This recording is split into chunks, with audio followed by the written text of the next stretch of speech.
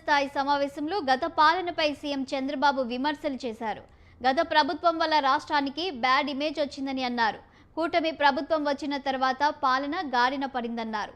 తప్పుడు చేసిన వారిని సాక్ష్యాధారాలతో టెక్నాలజీ సాయంతో అరాచకాలకు అడ్డుకట్ట వేస్తున్నామని చెప్పారు. కులం మతం పేరుతో రెచ్చగొడుతున్నారని దుయ్యబట్టారు.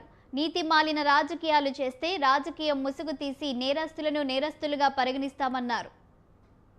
క్రిమినల్స్ రాజకీయ ముసుగులో తిరుగుతున్నారు.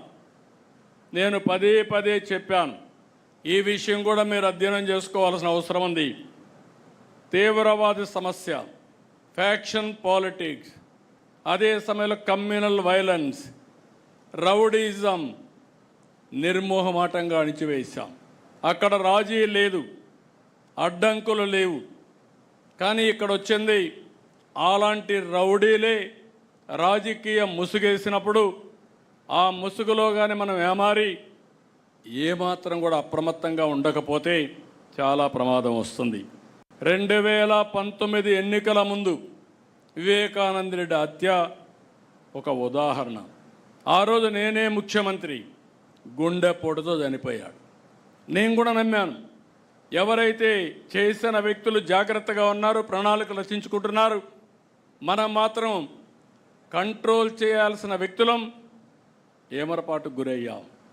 పోస్ట్ మార్టం చేస్తే ఇమ్మీడియట్గా ఇది గొడ్డలు వేయటం తేలిన 5 నిమిషాల్లో మాట మార్చేసి నా తండ్రి చనిపోయాడు, ఈరోజు మా బాబాయిని కూడా చంపేశారు, నేను అనాథ అయిపోయానని చెప్పితే ఈ రాష్ట్రం నమ్మింది, మనం మోసపోయాం.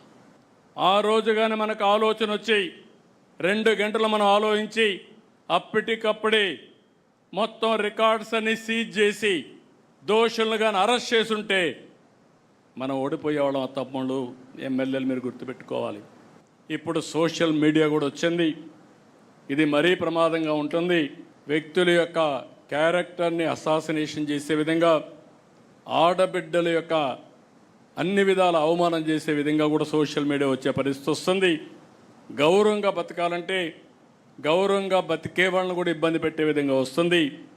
ఇది కూడా మనం గుర్తుపెట్టుకొని ఓసారి వాళ్ళు తిట్టే విషయాలు చూస్తూ ఉంటే సోషల్ మీడియాలో నాకే 2 నిమిషాలు మనసు అతలాకుతలం అయిపోతుంది, ఏంట్రా అని. అలాంటివి వస్తాయి. అయితే ఇది యథార్థం అని గుర్తుపెట్టుకొని దీన్ని ఏ విధంగా హ్యాండిల్ చేయాలనో ప్రివెంటివ్ కానీ అదే మరి ఫర్మ్ యాక్షన్ కూడా మనం చేయాల్సిన అవసరం ఉందని చెప్పి కూడా నేను మీకు తెలియజేస్తున్నా. ఈరోజు మనం వచ్చిన తర్వాత ఏదైతే అమరావతి మానిటైజేషన్ ప్రాజెక్ట్, అది ఈరోజు రైతుల ముందుకు వచ్చారు. భూమి